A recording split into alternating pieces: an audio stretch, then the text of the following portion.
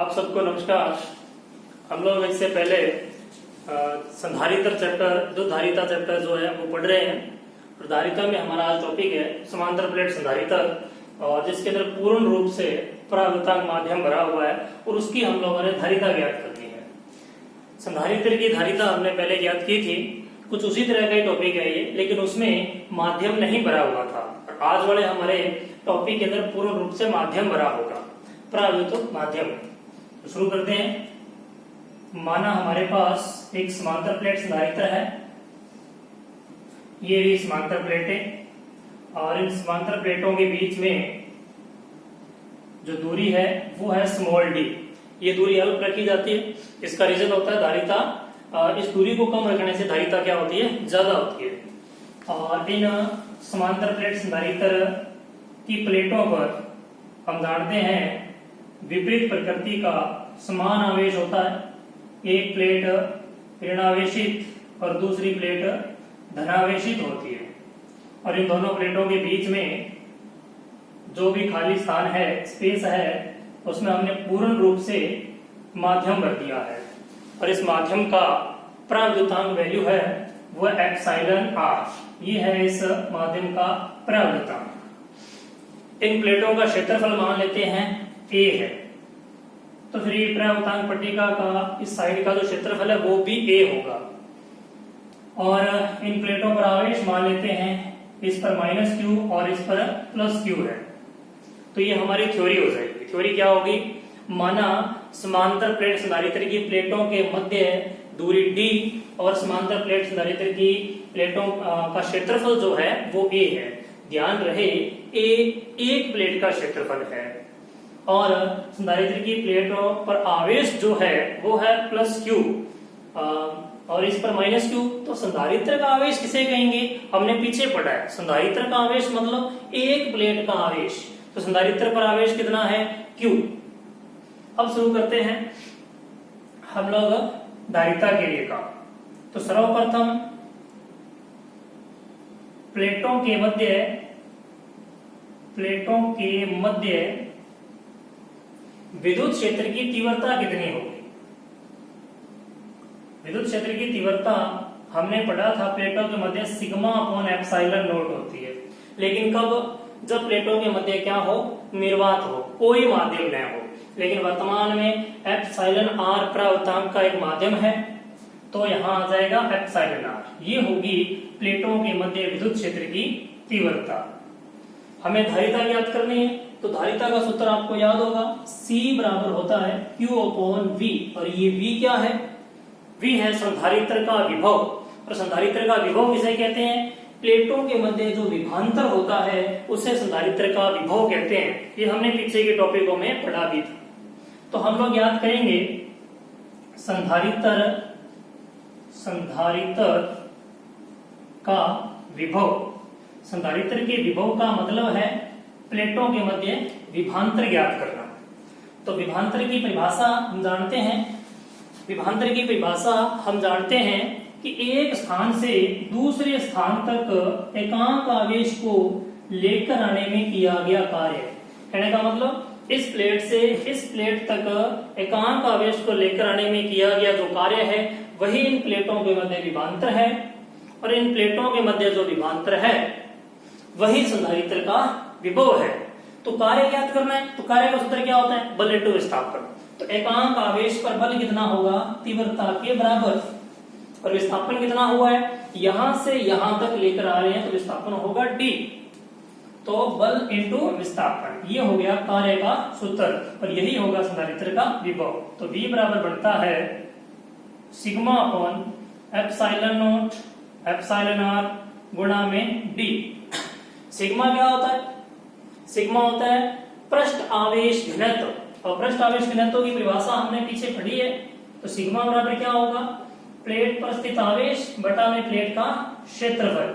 तो प्लेट पर आवेश कितना है, Q, और क्षेत्रफल कितना है, A।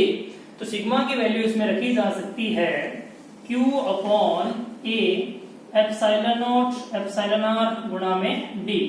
ये हो गया संधारित्र का विभव। अब आ जाती है धारिता की परिभाषा की। तो धारिता अगर हमको ज्ञात करनी है, तो धारिता की परिभाषा क्या कहती है? धारिता की परिभाषा कहती है C बराबर Q अपॉन V। Q क्या है? संधारित्र का विभव, और V क्या है? Q क्या है? संधारित्र का आवेश, और V क्या है? संधारित्र का विभव। तो इसकी वैल्यूज रखेंगे हम लोग, तो C बराबर बनेगा Q अपॉन V। V की वैल्यू ये रही, तो Q B ये ऊपर चला जाएगा, A epsilon not epsilon R। तो C बराबर निकल के आता है A epsilon not epsilon R upon में D। पीछे का टॉपिक यदि आपको याद हो, जिसके अंदर निर्वात था, तो उसमें धारिता थी A epsilon not upon D। तो फिर माध्यम की उपस्थिति में इसको M से रिप्रेजेंट कर देते हैं, क्योंकि यह मीडियम है, माध्यम M। तो माध्यम की उपस्थिति में जो धारिता है वो निर्वात की उपस्थिति में धारिता का एप्सिलॉन R गुना है। अर्थात धारिता माध्यम की उपस्थिति में क्या हो गई है? बढ़ गई है। कितने गुना बढ़ गई है? एप्सिलॉन R गुना बढ़ गई है। किसकी तुलना में? निर्वात की तुलना में। तो ये हो गया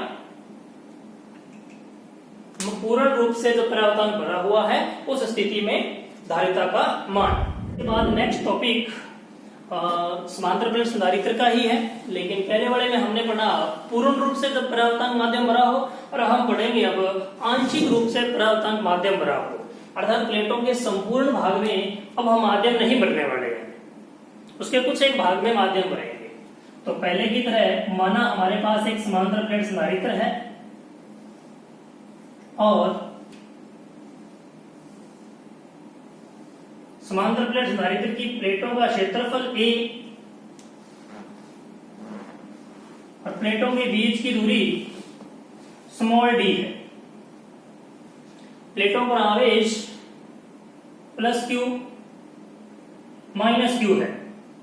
एक प्लेट पर तो प्लस Q आवेश है और एक प्लेट पर माइनस Q आवेश है, और बीच के खाली स्थान के अंदर हमने T मोटाई का माध्यम भर दिया है। इस माध्यम की जो मोटाई है इस प्रकार से T है, स्मॉल t मान लेते हैं। ये आंशिक रूप से माध्यम हो गया। इस भाग के अंदर माध्यम नहीं है, ये निर्वात है या वायु मान लीजिए, और ये जो माध्यम है T मोटाई का है। तो इस माध्यम का इस साइड का जो क्षेत्रफल होगा इस भाग का, वो इस प्लेट के बराबर ही हो जाएगा, इधर वाली प्लेट के बराबर ही हो जाएगा, A क्षेत्रफल होगा। लेकिन हमें टॉपिक में क्षेत्रफल की जरूरत नहीं पड़ने वाली है। तो सर्वप्रथम हम लोग क्या ज्ञात करना चाहते हैं? इसकी धारिता। तो धारिता के अंदर आप जानते हैं क्या आता है? प्लेट पर आवेश बटा में प्लेटों के मध्य विभवांतर। तो हमें क्या ज्ञात करना पड़ेगा? इन प्लेटों के मध्य विभवांतर ज्ञात करना पड़ेगा, और विभवांतर ज्ञात करने के लिए हम लोग विद्युत क्षेत्र की तीव्रता की मदद लेते हैं। तो हम तीव्रता पर आएंगे। इससे पहले देखिए माध्यम की मोटाई कितनी है? माध्यम की जो मोटाई है वो आप देख सकते हैं T है, और निर्वात, प्लेटों के मध्य निर्वात या फिर वायु, इसकी मोटाई कितनी है? ये है टोटल मोटाई, बीच की टोटल दूरी में से आप T को घटा दो, माध्यम को घटा दो, तो इस भाग के अंदर कौन है? वायु या फिर निर्वात है। अब निर्वात या फिर वायु में विद्युत क्षेत्र की तीव्रता कितनी होगी? विद्युत क्षेत्र की तीव्रता E नॉट इक्वल टू होगी Q अपॉन A एप्सिलॉन। ये Q अपॉन A है, तो सिग्मा के स्थान पर लिखा है हमने, सिग्मा बराबर Q अपॉन A, तो सिग्मा अपॉन एप्सिलॉन नॉट वाला फॉर्मूला लिखा है हमने। ये तीव्रता होगी। ये तीव्रता कहाँ होगी? जहां निर्वात या फिर वायु है, इस भाग में। ये जो भाग है ये निर्वात और वायु वाला है, इस भाग में ये तीव्रता होगी जो अभी हमने लिखी है। इसके बाद में हम माध्यम में तीव्रता की चर्चा करते हैं।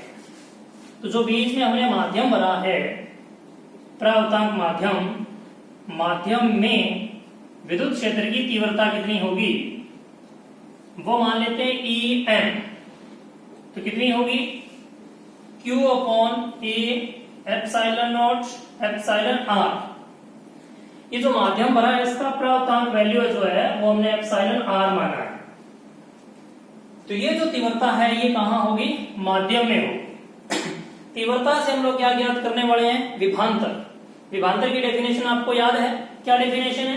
कि एक स्थान से दूसरे स्थान तक लेकर के जाना है, इन प्लेटों के मध्य विभवांतर ज्ञात करना है, तो इस प्लेट से इस प्लेट तक लेकर के जाना है किसको? एकांक आवेश को। और एकांक आवेश को यहां से यहां तक लेकर जाने में जो कार्य ज्ञात करना पड़ेगा वही तो इन प्लेटों के मध्य विभवांतर होगा। वो कार्य कैसे ज्ञात करेंगे? हम ज्ञात करेंगे वायु में ट्रेवल करते समय कितना कार्य करना पड़ा और माध्यम में उसे ट्रेवल करते समय कितना कार्य करना पड़ा। इन दोनों कार्यों को हम क्या कर देंगे? जोड़ देंगे। और इन दोनों कार्यों को जोड़ने पर क्या आ जाएगा? इनके मध्य विभवांतर आ जाएगा, प्लेटों के मध्य विभवांतर आ जाएगा।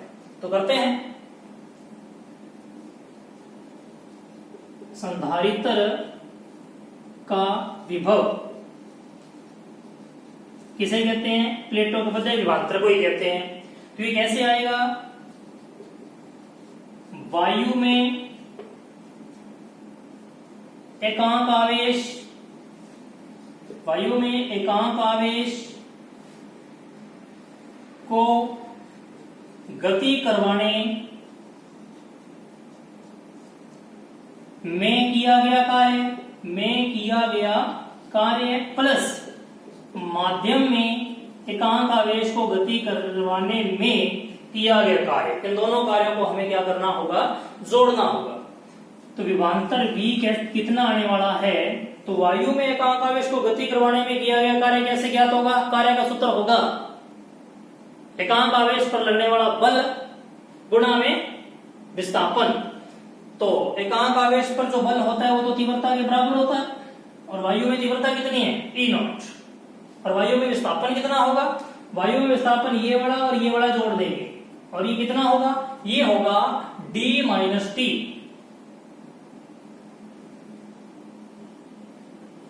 ये दूरी और ये दूरी जोड़ेंगे तो D माइनस टी होगी। टोटल दूरी D है, D में ये वाली घटा दोगे तो ये दोनों बचेगी ना, तो D माइनस टी आ जाएगी।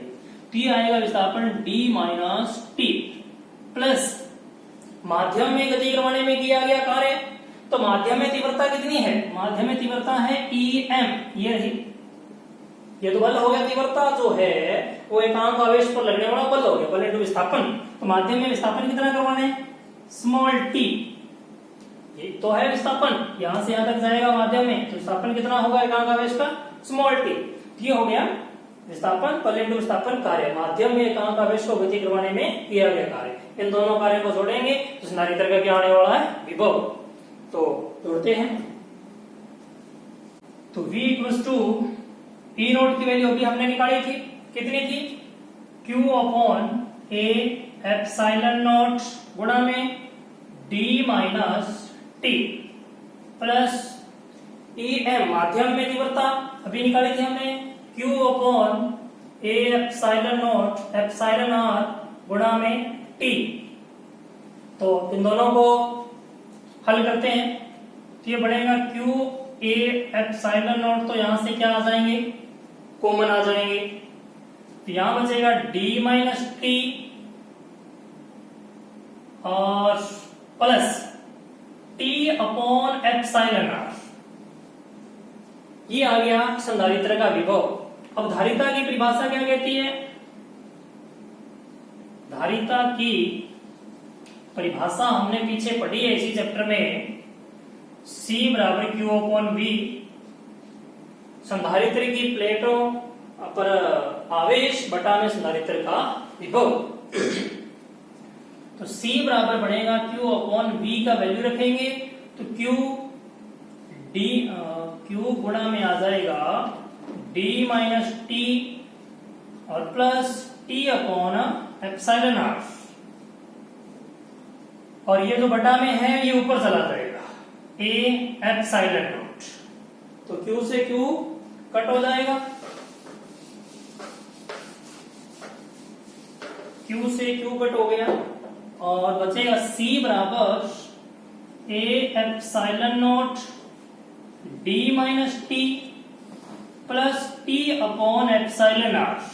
ये हो गया जब प्लेटों के मध्य आंशिक रूप से माध्यम भरा हो तब धारिता का मान। अब हमें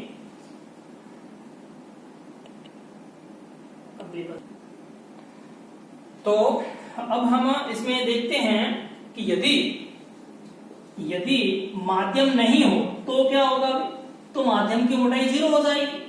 माध्यम अगर बीच में है ही नहीं, आंशिक रूप से भरा हुआ, तो माध्यम की मोटाई क्या हो जाएगी, 0 हो जाएगी।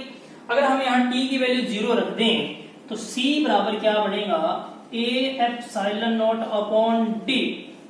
याद कीजिए ये सूत्र पहले भी बना था। ये सूत्र तब है जब प्लेटों के मध्य वायु या निर्वात है तो उस समय धारिता है। तो इस सूत्र से हम लोग ये ज्ञात कर सकते हैं।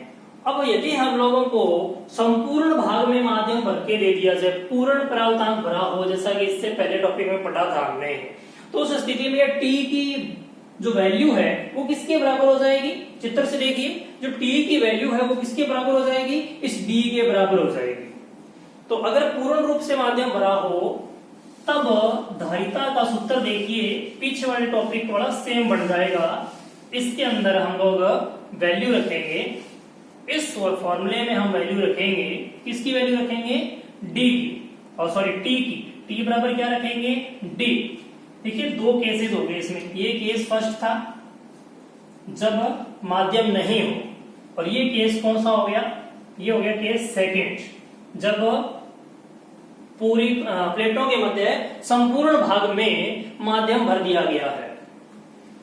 तो धारिता हो जाएगी a epsilon not upon d minus d, जो t की वैल्यू है वो d रख दी हमने, plus d upon epsilon r। ये कट गया तो c बराबर बना a epsilon not upon d गुणा में एप्सिलॉन r। आप याद कीजिए पिछले टॉपिक में यही फॉर्मूला बना था, किसका, धारिता का।